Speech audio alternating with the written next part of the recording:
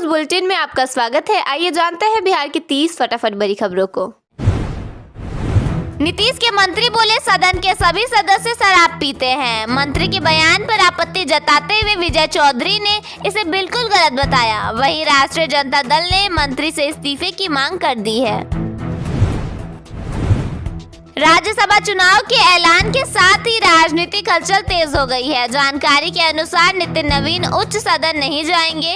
वहीं पवन सिंह का कद बढ़ने की चर्चा है। हरिवंश नारायण सिंह के दोबारा मौके मिलने की संभावना जताई जा रही है, जबकि उपेंद्र कुशवाहा अपनी राजनीतिक स्थिति मजबूत करने की कोशिश में है। मुजफ्फरपुर में केस डायरी से नाम हटाने के लिए एसआई भास्कर कुमार मिश्रा पर 30,000 रुपए रिश्वत मांगने का आरोप लगा है। बताया गया कि रकम 2 किस्तों में ली जानी थी। निगरानी विभाग ने कार्रवाई करते हुए आरोपी एसआई को गिरफ्तार कर लिया है। बिहार विद्यालय परीक्षा समिति की 10वीं परीक्षा के दूसरे दिन मुंगेर के एक छात्र 7 फीट ऊंची दीवार फांदकर परीक्षा केंद्र में घुस गया। वहीं मसौड़ी में एंट्री नहीं मिलने से आहत एक छात्र ने जान दे दी। लव ट्रायंगल के एक मामले में युवक ने अपनी गर्लफ्रेंड की गोली मारकर हत्या कर दी। आरोप है कि वह दिल्ली से मुजफ्फरपुर आया था और उसने कहा कि लड़की उसे धोखा दे रही थी, जिसके बाद उसने वारदात को अंजाम दिया। पप्पू यादव ने दावा किया है कि उन्हें मारने की साजिश रची गई है। उन्होंने आरोप लगाया कि कुछ नेताओं ने शूटर्स को 10 करोड़ रुपए की सुपारी दी है। साथ ही उन्होंने खेमका और रुपेश हत्याकांड का राज खोलने की बात भी कही है। समस्तीपुर में लोजपा नेता अंटू ईश्वर पर फायरिंग की गई। इस दौरान कार चालक को सीने में गोली लगी। कार और बाइक सवार अपराधियों ने करीब 10 राउंड गोलियां चलाई। नीट छात्रा मौत मामले में सीबीआई ने 2 घंटे तक एसआई से पूछताछ किया। छात्र के माता पिता से भी यह पूछा गया कि बयान बदलने के लिए किसने कहा। एसआईटी से मनीष रंजन को रिमांड पर क्यों नहीं लिया गया, इस संबंध में भी सवाल किए गए। एक परिवार ने आरोप लगाया कि उनकी शादीशुदा बेटी को जबरन साथ ले जाने की कोशिश की जा रही है। जड़ी बूटी बेचने वाले इस परिवार पर लाठी डंडों से हमला किया गया। परिजनों का कहना है कि हमलावर पहले भी ऐसी कोशिश कर चुके हैं। बांका में एक फैक्ट्री में शॉर्ट सर्किट से आग लग गई, जिससे 3 घंटे के भीतर पूरी इकाई जलकर राख हो गई। हादसे में करीब 1.25 करोड़ रुपए की संपत्ति नष्ट हो गई, जिसमें कच्चा माल, मशीनें और वाहन शामिल हैं।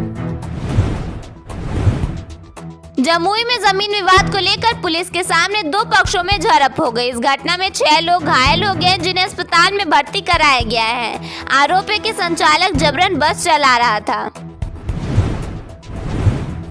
सुपौल में चोरी के आरोप में एक युवक को खंबे से बांधकर पीटा गया। उस पर कपड़े की दुकान से हेडफोन चोरी करने का आरोप था। बाद में एक महिला रिश्तेदार ने उसे बचाया।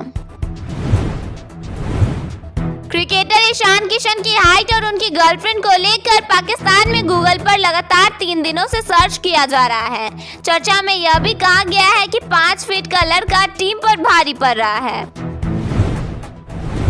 बिहार में 20 फरवरी तक सुबह और शाम में हल्की ठंड का एहसास रहेगा। न्यूनतम और अधिकतम तापमान में 2 से 3 डिग्री की बढ़ोतरी होगी। पटना में आयोजित एक व्याख्यान में सैक इसरो के निदेशक नीलेश एम देसाई ने अंतरिक्ष प्रौद्योगिकी पर चर्चा की। उन्होंने बताया कि बिहार मौसम सेवा केंद्र और सैक इसरो आपदा पूर्वानुमान पर काम कर रहे हैं। पश्चिमी चंपारण और भागलपुर में डॉलर वेदर रडार लगाए जा रहे हैं, जिससे 15 दिन पहले चक्रवात की चेतावनी संभव होगी। यह पहल बिहार में आपदा प्रबंधन और जन कल्याण के लिए महत्वपूर्ण है। एंटीबायोटिक के गलत इस्तेमाल से बैक्टीरिया तेजी से सुपरबग बन रहे हैं, जिससे जीवन रक्षक दवाएं निष्प्रभावी हो रही हैं। WHO और ICMR की रिपोर्टें भारत में मल्टी ड्रग रेजिस्टेंस की बढ़ती समस्या को उजागर करती हैं। प्रधानमंत्री ने भी इस मौन महामारी से बचने की अपील की है। सही उपयोग, उचित निपटान और जागरूकता इस गंभीर खतरे से निपटान के उपाय हैं। होली में घर लौटने की तैयारी कर रहे यात्रियों के लिए इस बार रेल यात्रा आसान नहीं, क्योंकि कंफर्म टिकट मिलना चुनौती बन गया है। पटना जंक्शन समेत दानापुर मंडल के प्रमुख स्टेशनों से गुजरने वाली लंबी दूरी की अधिकांश ट्रेनें पहले से ही फुल हो चुकी हैं। स्पेशल ट्रेनों की बुकिंग खुलते ही वेटिंग शुरू हो जा रही है, जिससे घर लौटने की योजना बना रहे यात्रियों की परेशानी बढ़ गई है। बिहार विद्यालय परीक्षा समिति की मैट्रिक परीक्षा मंगलवार से पूरे बिहार में शुरू हो गई है। परीक्षा के पहले दिन सबसे ज्यादा हलचल भोजपुर जिले में रही, जहां प्रशासन ने मुस्तैदी दिखाते हुए 4 फर्जी छात्रों को दबोचा। इसके अलावा रोहतास, अररिया, सारण, सिवान और सहरसा से भी एक फर्जी छात्र पकड़े गए, जो दूसरे के बदले परीक्षा हॉल में बैठकर पर्चा हल कर रहे थे। जलालगढ़ से किशनगंज नई रेल लाइन परियोजना की डीपीआर रेलवे बोर्ड को भेजे जाने से सीमांचल में उत्साह है। 17 साल से लटके इस प्रोजेक्ट के शुरू होने से पूर्णिया समेत कई इलाकों को कनेक्टिविटी, सुरक्षा और आर्थिक विकास का लाभ मिलने की उम्मीद है। अब बजट में फंड जारी होने का इंतजार है। बिहार सरकार सहकारी समितियों के उत्पादों की ब्रांडिंग और मार्केटिंग को मजबूत करने के लिए नया राज्य स्तरीय मार्केटिंग फेडरेशन बनाने की तैयारी कर रही है। सहकारिता विभाग ने इसकी कार्य योजना पर काम शुरू कर दिया है और जल्द ही इसे अंतिम रूप दिया जाएगा। इस पहल का उद्देश्य किसानों को बिचौलियों से मुक्ति दिलाकर सीधे बाजार से जोड़ना है। पटना के लोगों को बड़ी सहूलियत मिलने वाली है। डबल डेकर फ्लाईओवर से सीधे पीएमसीएच जाने में लोगों को सुविधा मिलने वाली है।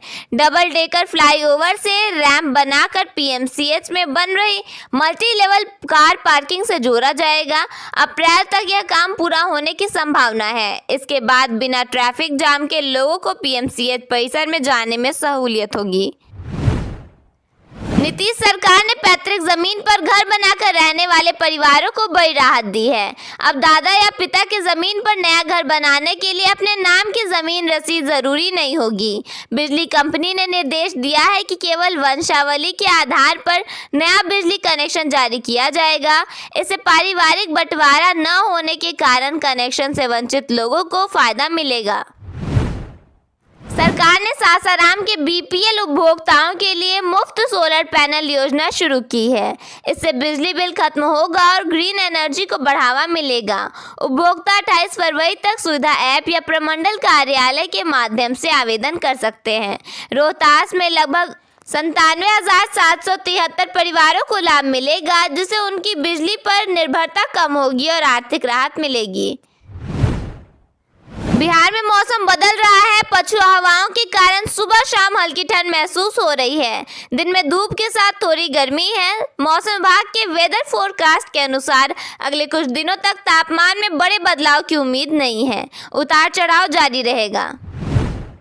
तेजस्वी यादव ने मुख्यमंत्री नीतीश कुमार को अचेत और कठपुतली मुख्यमंत्री बताया। आरोप लगाया कि सरकार भ्रष्ट अधिकारियों द्वारा चलाई जा रही है।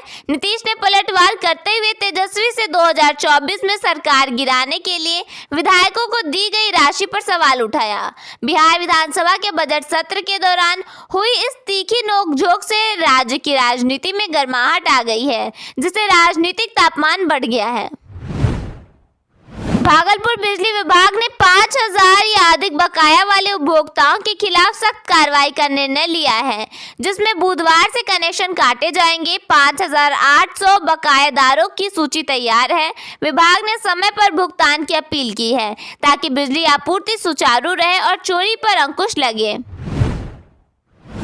डिब्रूगढ़ नई दिल्ली राजधानी एक्सप्रेस पर मानसी स्टेशन के आगे पत्थरबाजी हुई, जिससे एक खिड़की का शीशा टूट गया। यात्रियों में दहशत फैल गई, हालांकि कोई घायल नहीं हुआ। मुजफ्फरपुर आरपीएफ को सूचना मिली और बाद में शीशा बदला गया। लगातार हो रही ऐसी घटनाओं से यात्रियों की सुरक्षा पर सवाल उठ रहे हैं।